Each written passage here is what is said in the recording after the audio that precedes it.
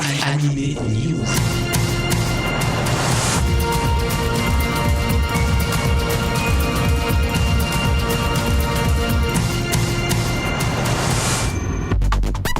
Bonjour à tous, vous êtes bien sur Générique Kids et c'est Alex avec vous pour votre flash d'infos hebdomadaire avec l'animation japonaise et le manga. C'est donc l'heure d'Anime News. Pour ce numéro 159 d'Anime News, un programme ponctué avec le festival Japan Touch qui ouvrira ses portes le week-end prochain à Lyon, l'éditeur Glénat, Isan Manga ainsi que l'éditeur Daibex. Et on commence malheureusement avec des comédiens qui nous ont quittés. J'aimerais donc rendre hommage pour commencer au comédien Éric Collin qui avait 66 ans et qui nous a quittés le 15 novembre dernier. Il était connu pour avoir doublé Patrick, l'étoile de mer dans Bob l'éponge. Il a également doublé dans Digimon et puis plus récemment il était la voix de Zenzo dans Senseiya Omega. Bien entendu, toutes nos pensées vont vers ses proches et sa famille.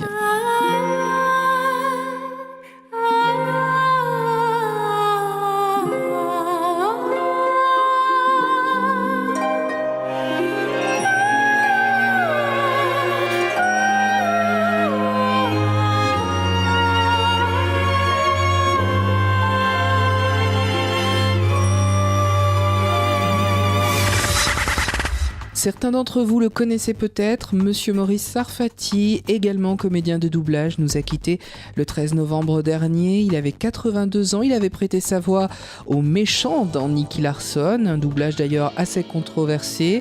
Il a également œuvré sur Sailor Moon, Le Tour du Monde en 80 jours, et puis plein d'autres séries. Il était notamment la voix du professeur, de l'inspecteur Lestrade dans Sherlock Holmes.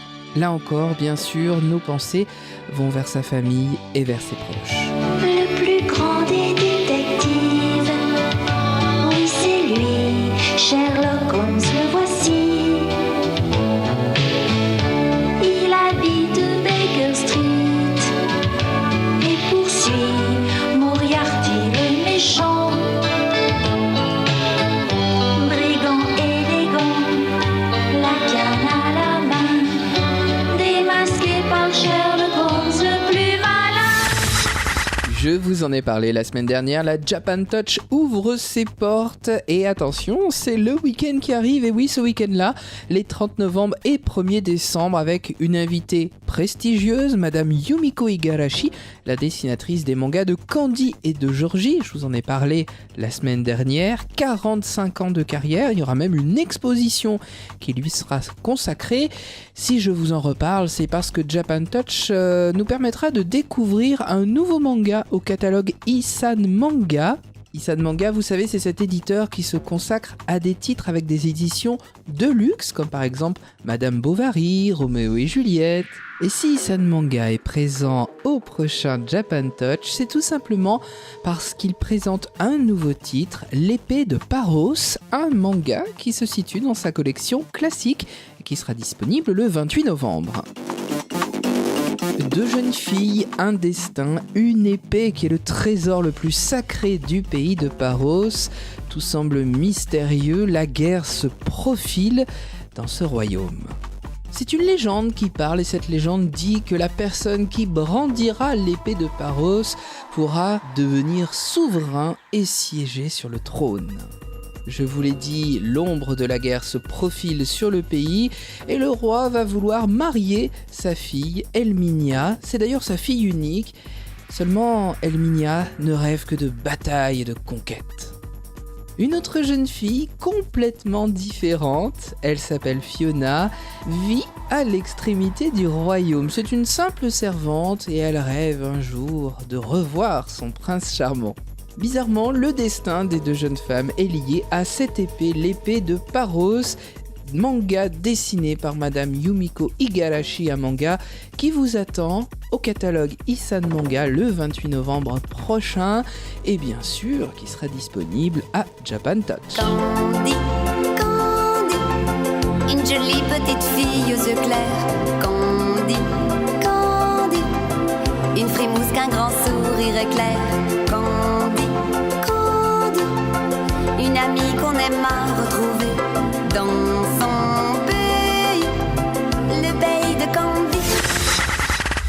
Attention, à présent on parle science-fiction et très grand classique de l'animation japonaise et de l'animation tout court. Attention, c'est du lourd. Evangelion chez Dybex est de retour. Dybex qui nous propose une nouvelle édition. C'est la deuxième, une édition vidéo de ce film. Le DVD, vous l'aviez peut-être vu en juillet dernier avec le film en VO sous-titré. Cette fois-ci, c'est le Blu-ray pour une édition simple. Il est disponible depuis le 18 novembre et sachez qu'une édition collector pointe le bout de son nez puisqu'elle sera disponible dans 2 mois, le 18 janvier prochain. Une édition dans un très beau fourreau bleu. Alors on avait eu droit au fourreau orange dernièrement. Cette fois-ci, ce sera un très beau fourreau bleu pour ce collector en Blu-ray d'Evangelion 3.33. 開いたばかりの花が散るの今年も早いねと残念そうに J'aimerais à présent vous parler de l'éditeur Glénat. Plusieurs choses très intéressantes sont sorties le 20 novembre. Pour commencer, on va parler de One Piece avec Blue Deep, un nouveau databook. C'est déjà le 5e qui est consacré donc à One Piece. Après le Blue, le Red, le Yellow et le Green, voici le Blue. C'était logique finalement pour une présentation de la série, des personnages, une revue en détail donc du personnage des mangas. Des fiches sont consacrées à chaque personnage. C'est vraiment la bible des fans de One Piece.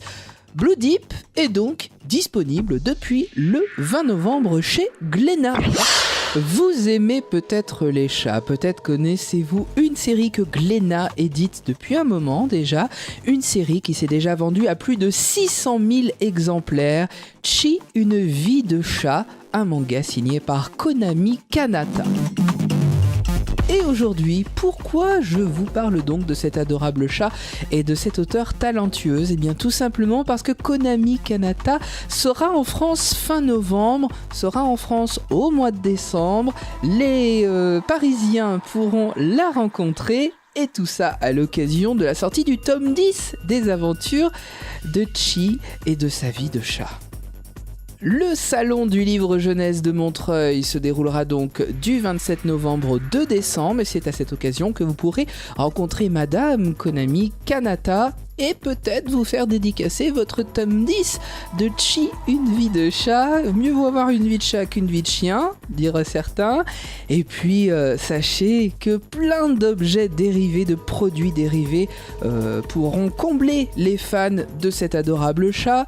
Une boîte de cartes postales est disponible donc chez Glénat, un coffret de 4 carnets ainsi qu'un journal intime qui se ferme, s'il vous plaît, avec un cadenas.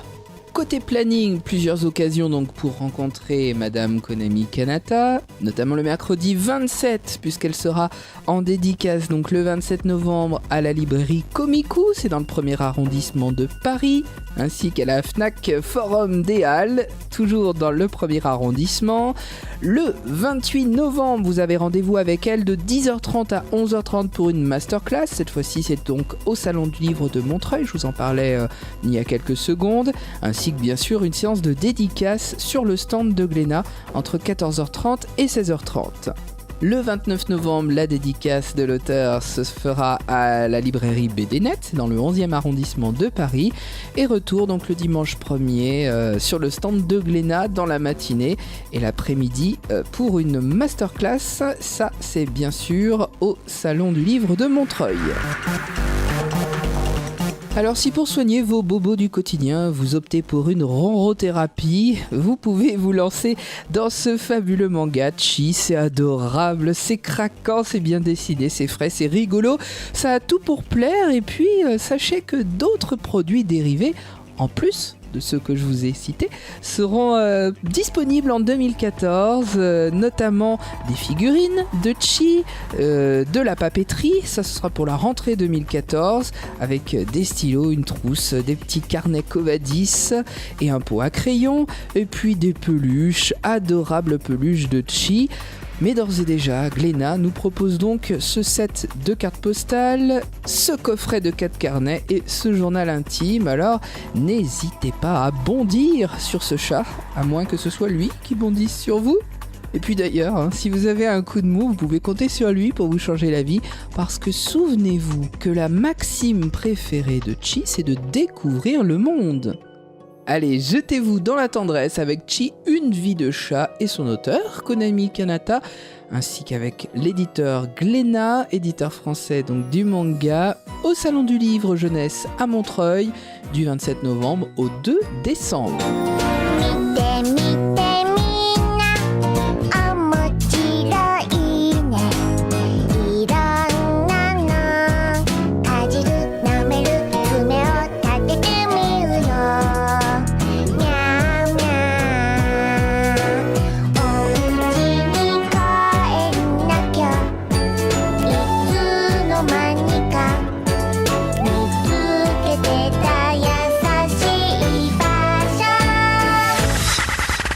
À présent, je vous emmène faire une balade en forêt pour terminer cette Anime News avec l'éditeur Glénat, toujours.